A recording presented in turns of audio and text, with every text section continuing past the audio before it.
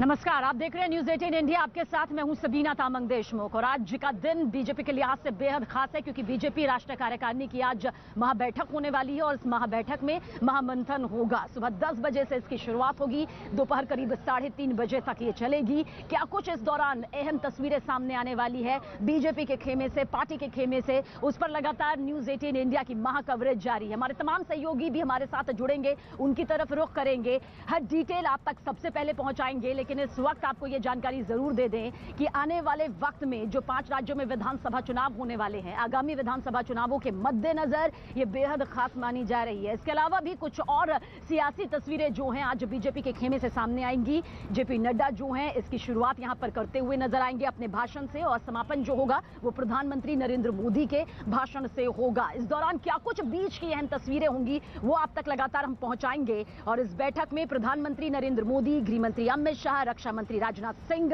BJP अध्यक्ष JP Nadda सहित कार्यकारिणी के सभी सदस्य मौजूद होंगे।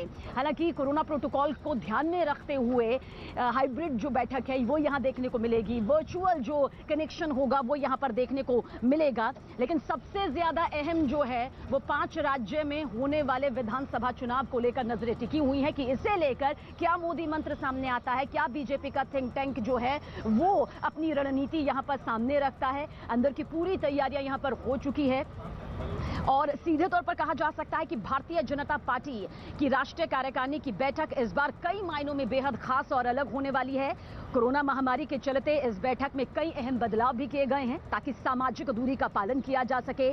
और इस बार दिल्ली में राष्ट्रीय पदाधिकारियों के अलावा सिर्फ वही केंद्रीय मंत्री इस बैठक में शामिल होंगे जो कार्यकारिणी के सदस्य हैं या जिनका केंद्र दिल्ली है। बाकी सदस्य या प्रदेशों के मुख्यमंत्री, प्रदेश अध्यक्ष, संगठन मंत्री अपने अपने प्रदेशों से ही वर्चुअल इस मीटिंग में हिस्सा लेंगे।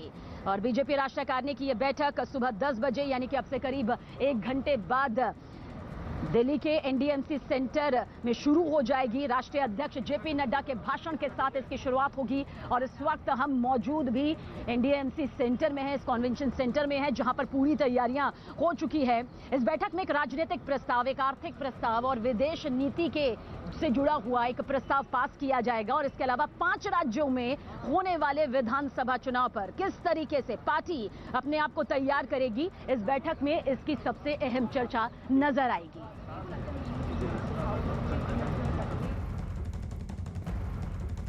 आगामी विधानसभा के 5 राज्यों के जो चुनाव होने वाले उस पर विशेष चर्चा होगी और उस पर मंथन होगा।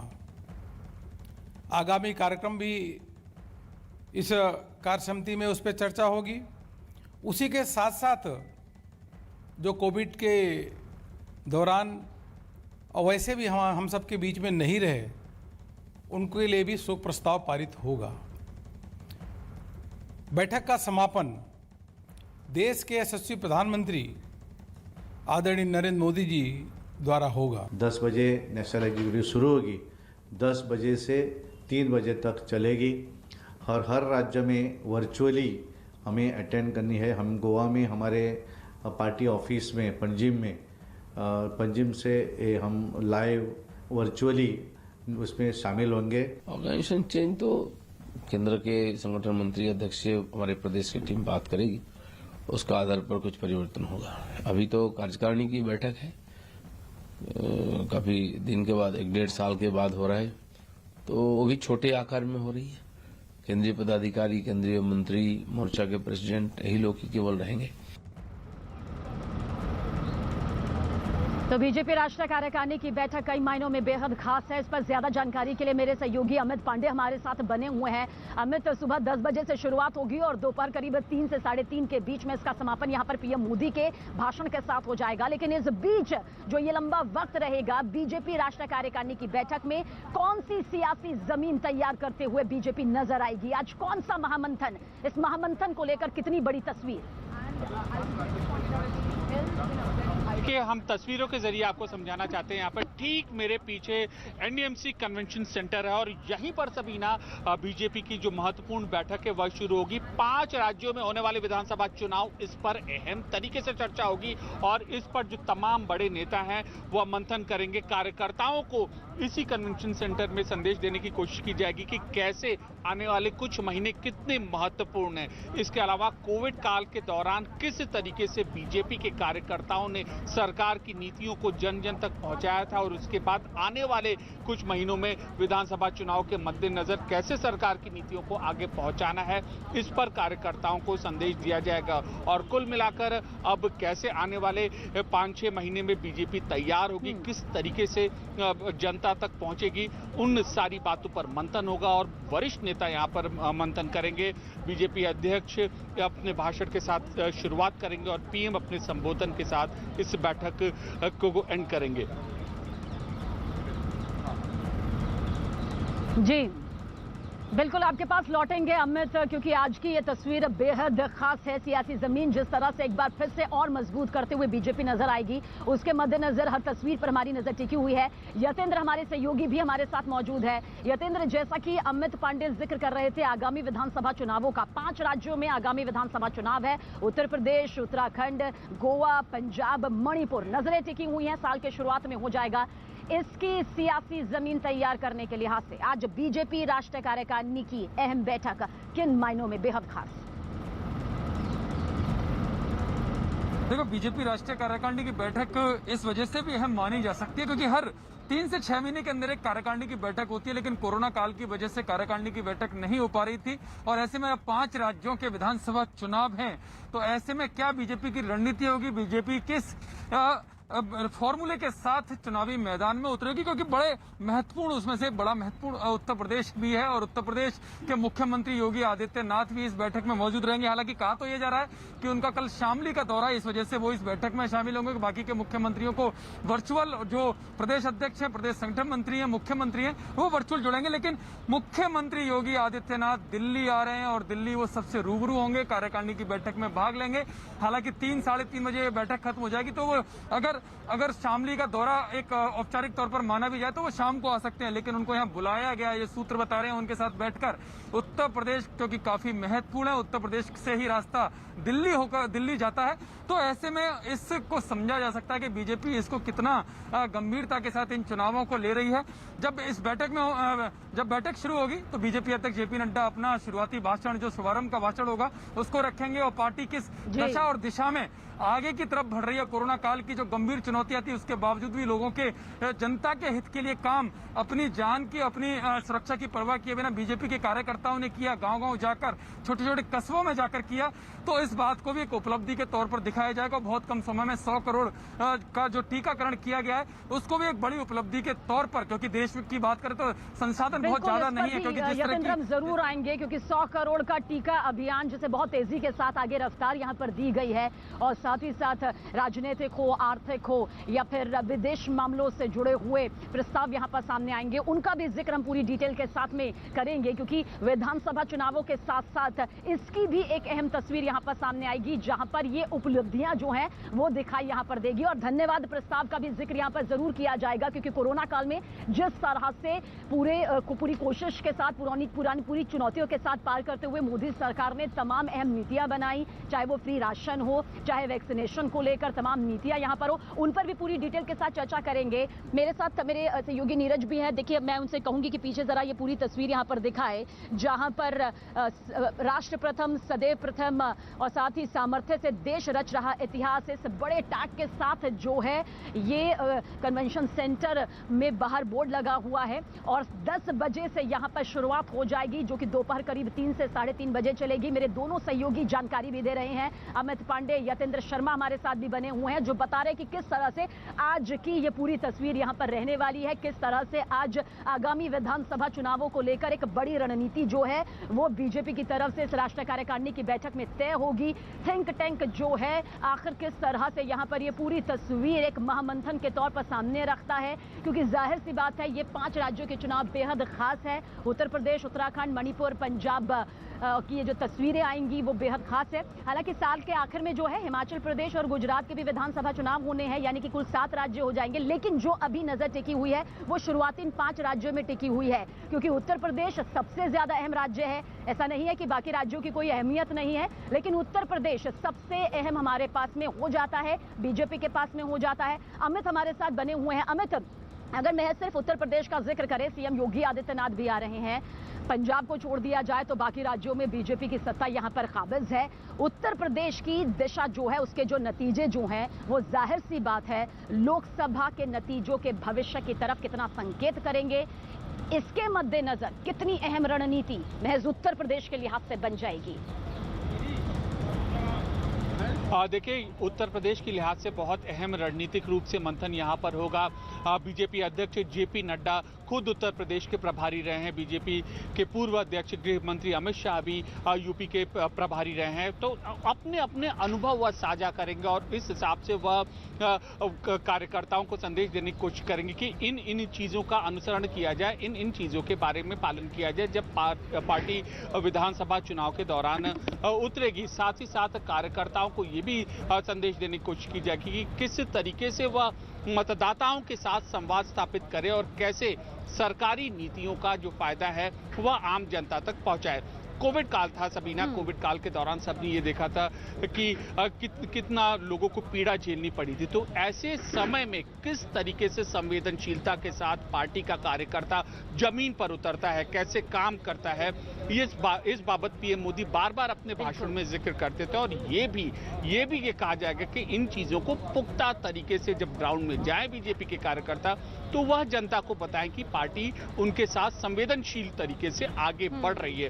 तो तमाम चीज़ों पर चर्चा होगी और उत्तर प्रदेश को खास तौर पर अलग अलग जिलों में किस तरीके से बीजेपी के कार्यकर्ता आगे बढ़ रहे हैं, संगठन किस तरीके से शेपअप कर रहा है और कैसे जो तमाम महत्वपूर्ण नेताओं के जो दौरे होंगे उनको कैसे सफल बनाया जाए, इस पर भी अहम तौर पर चर्चा होगी। बिल्कुल, क्योंकि आपने कोरोना काल का, इस महामारी का जिक्र यहाँ पर किया है और जाहिर सी बात है इसे लेकर धन्यवाद प्रस्ताव जो है वो आएगा, क्योंकि इसे लेकर मोदी सरकार की तरफ से, पीएम मोदी की तरफ से उन अहम नीतियों को सामने रखा गया जो कि कोरोना महामारी की चुनौतियों से निपटने में मददगार साबित हुआ। यतेंद्र, इसी को लेकर हमारा सवाल है, ठीक है 5 आगामी विधानसभा के चुनाव होंगे, उस पर फोकस किया जाएगा, रणनीति बनेगी, समीक्षा होगी, जनता की नब्ज को टटोलने की पूरी कोशिश होगी, लेकिन हिंदुस्तान ने कोरोना महामारी के जिस दर्द को यहाँ पर सहा और उसमें पीएम मोदी ने जिस तरह से अपनी नीतियों के जरिए, चाहे वो फ्री राशन हो, चाहे वो तमाम घर घर तक सुविधाएं पहुंचने की एक कोशिश हो, या फिर वैक्सीनेशन की जो प्रोसेस है उसको आसान करना हो, फिर फ्री वैक्सीनेशन हो, पहले वैक्सीनेशन बनाकर बाकी देशों की भी मदद एक पड़ोसी देश होने के नाते अपनी जिम्मेदारी के साथ करना हो, 100 करोड़ के वैक्सीनेशन अभियान को आगे बढ़ाना हो। क्या आपको लगता है धन्यवाद प्रस्ताव के जरिए किस तरह की ये रूपरेखा सामने आएगी पीएम मोदी के लिए? देखिए, बिल्कुल जिस तरह से संकट काल कोरोना महामारी को लेकर सामने आया और जो उस दौरान काम किए, चाहे वो राज्य सरकारों ने किया और खुद प्रधानमंत्री मोदी पल पल उसका निरीक्षण करते रहे और जहां जहां कमी आई प्रधानमंत्री मोदी खुद आगे आकर उन कामों को करवाते हुए नजर आए। 100 करोड़ का टीकाकरण कोई बहुत आसान काम नहीं है, क्योंकि पूरी दुनिया में देखें तो भारत के पास संसाधनों की हमेशा से कमी रही है और ऐसे में उन संसाधनों की कमी के बावजूद भी कम समय में, यानी रिकॉर्ड समय में इतना बड़ा टारगेट प्राप्त करना वो अपने आप में दिखाता है कि किस तरह से भारत सरकार ने, मोदी सरकार ने और उनके साथ जो राज्य सरकार है उन्होंने किस तरह से काम किया, रात दिन एक करके लोगों के, जनता के हितों में उनके कार्यकर्ता उनके घरों तक गए और कोशिश यही की कि अपनी जान की परवाह न करके कैसे भी करके गरीब लोगों तक वो टीकाकरण हो, चाहे वो उसमें कोई धर्म को लेकर, कोई जाति को लेकर, कोई उनकी आर्थिक स्थिति को लेकर कोई भेदभाव नहीं किया गया। और कोशिश यही थी मोदी सरकार की कि वो हर जो जनता है, देश की जो जनता है, उनकी सुरक्षा, जो उनको वैक्सीन का जो सुरक्षा कवच है वो उन तक पहुंचे। और शायद यही कारण है कि सबसे पहले दुनिया में 100 करोड़ टीकाकरण हुआ। और इस बात को अब मोदी सरकार चुनावों में और जो रणनीति है वो लेकर जाएगी और एक मैसेज देगी कि अगर जनता के हितों के बारे में कोई सोचता है, अगर उनके लिए कोई काम करता है, दिन रात एक करता है, तो वो बीजेपी शासित राज्य सरकार ही है। क्योंकि एक उदाहरण ये भी है कि मुख्यमंत्री योगी आदित्यनाथ को भी कोरोना हुआ था, लेकिन ठीक होते ही वो सबसे पहले मैदान में उतरे। जहां अपोजिशन के जो पार्टी के नेता थे वो अपने घरों में बैठे थे, जो बीजेपी हमेशा से आरोप लगाती है कि वो घरों में छिपे रहे, लेकिन मुख्यमंत्री योगी आदित्यनाथ और उनकी पूरी सरकार लोगों के घर घर जाकर जमीनी स्तर पर काम किया और दौरा किया और जायजा लिया स्वास्थ्य सुविधाओं का, टीकाकरण का, और कोशिश यही की कि तेजी से काम चलता रहे और लोगों की जो भी परेशानियां हैं, चाहे वो राशन, बिल्कुल, और इससे लेकर धन्यवाद प्रस्ताव भी सामने आएगा, इससे लेकर ये रूपरेखा भी सामने जन जन तक पहुंचाई जाएगी कि आखिर किस तरह से पीएम मोदी सरकार ने कोरोना काल में एक बार फिर से देश की अर्थव्यवस्था को, देश की सामाजिक व्यवस्था को ढर्रे पर लाने की कोशिश की और कितनी हद तक इसमें कामयाबी भी हासिल हुई। इस पर भी हम आपसे आगे बातचीत करेंगे क्योंकि आगामी विधानसभा चुनावों को लेकर इसमें एक बड़ी समीक्षा होगी, बड़ी रणनीति यहां पर देखने को मिलेगी और साथ ही साथ जो आर्थिक, राजनीतिक, विदेश नीतियों को लेकर प्रस्ताव सामने आएंगे, उसमें क्या कुछ होने वाला है, उसका क्या कुछ रूपरेखा सामने आने वाली है, उस पर भी नजर बनी रहेगी। लेकिन जो तस्वीरें इस वक्त हम आपको दिखाने जा रहे हैं वो इन तैयारियों की है। देखिए आपके सामने मौजूद है। दरअसल बैठक जो है ठीक 10 बजे यानी कि अब से कुछ देर बाद शुरू हो जाएगी। बीजेपी के राष्ट्रीय अध्यक्ष जेपी नड्डा के संबोधन के साथ, उनके भाषण के साथ इसकी शुरुआत होगी और उसके बाद जो समापन होगा वो प्रधानमंत्री नरेंद्र मोदी के संबोधन के साथ में होगा। लेकिन इस दौरान कौन कौन सी अहम तथ्य सामने निकल कर आएंगे थिंक टैंक के जरिए, वो जरूर सबसे ज्यादा खास हो जाते हैं। और ये तैयारियां यहां पर कर ली गई हैं, पूरी तरह से सजा लिया गया है। जब ये पूरा मंच यहां पर सामने आएगा, यहां से संबोधन देंगे और तमाम जो दिग्गज हैं इस वक्त नजर भी आएंगे, कुछ देर बाद यहां पर नजर आएंगे। बीजेपी कार्यकारिणी की बैठक जो है बीजेपी के लिए बेहद खास हो जाती है। हालांकि हर 6 महीने के बीच में जरूर होती है, लेकिन कोरोना महामारी के दौर में देखा गया कि किस तरह से ये तमाम चीजें जो हैं वो आखिर रद्द होती चली गई और आखिरकार अब सेमी वर्चुअल और हाइब्रिड तरीके से ये बैठक यहां पर होती हुई नजर आएगी। तो बैठक में प्रधानमंत्री नरेंद्र मोदी, गृह मंत्री अमित शाह, राष्ट्रीय अध्यक्ष जेपी नड्डा समेत पार्लियामेंट्री बोर्ड के सभी सदस्य नजर आएंगे। और ये देखिए तैयारियां यहां पर हो रही है और अब जो आने का सिलसिला है वो भी यहां पर दिखाई देगा। योगी आदित्यनाथ, सीएम योगी आदित्यनाथ भी यहां पर पहुंचने वाले हैं क्योंकि उत्तर प्रदेश अहम राज्य है, 403 विधानसभा सीटें, ऐसे में नजरें यहां पर टिकी हुई हैं। योगी सरकार आखिर किस तरह से अपने इस दौरान में अपने काम को अंजाम देती रही, किस तरह से जनता का विश्वास यहां पर हासिल करती रही, उसे लेकर भी एक बड़ी तस्वीर यहां पर बनती हुई नजर आएगी। और कहा जा सकता है कि कन्वेंशन सेंटर की जो ये तमाम तस्वीरें हम आप तक पहुंचा रहे हैं क्योंकि आज बीजेपी राष्ट्रीय कार्यकारिणी की जो बैठक है वो यहीं से होने वाली है और सीएम योगी आदित्यनाथ जो है वो यहां पर पहुंचेंगे। और इसके बाद ये जरूर कहा जा सकता है कि इन तमाम तस्वीरों के जरिए जब सीएम योगी आदित्यनाथ यहां पर पहुंच रहे हैं, क्योंकि जिन 5 राज्यों में आगामी विधानसभा चुनाव होने हैं उनमें उत्तर प्रदेश सबसे ज्यादा अहम है, ऐसे में सीएम योगी आदित्यनाथ इस मीटिंग में पहुंचने वाले हैं, यानी कि बीजेपी राष्ट्रीय कार्यकारिणी का यहां पर हिस्सा बनेंगे तमाम दिग्गजों के साथ में। 403 विधानसभा सीटें जहां पर बीजेपी ने जीत हासिल की थी और एक बार फिर से उस जीत को दोहराने की पूरी कोशिश यहां पर बीजेपी करना चाहती है। जो जमीन यहां पर मजबूती के साथ बीजेपी ने बनाए रखी है उत्तर प्रदेश में तमाम क्षेत्रीय पार्टियों को दरकिनार करते हुए, वो इसी सियासी जमीन को बरकरार रखने की कोशिश यहां पर करेगी। और ऐसे में बीजेपी राष्ट्रीय कार्यकारिणी की अहम बैठक में बहुत ज्यादा महत्वपूर्ण भूमिका उत्तर प्रदेश के लिहाज से हो जाती है। बीजेपी राष्ट्रीय कार्यकारिणी की इस बैठक पर लगातार न्यूज 18 इंडिया की नजर बनी हुई है। हमारी महा कवरेज आगे इसी तरह तक जारी रहेगी। हर तस्वीर आप तक सटीक और पूरी जानकारी के साथ हम पहुंचाते रहेंगे। एक छोटा सा ब्रेक, बहुत जल्द हाजिर होते हैं।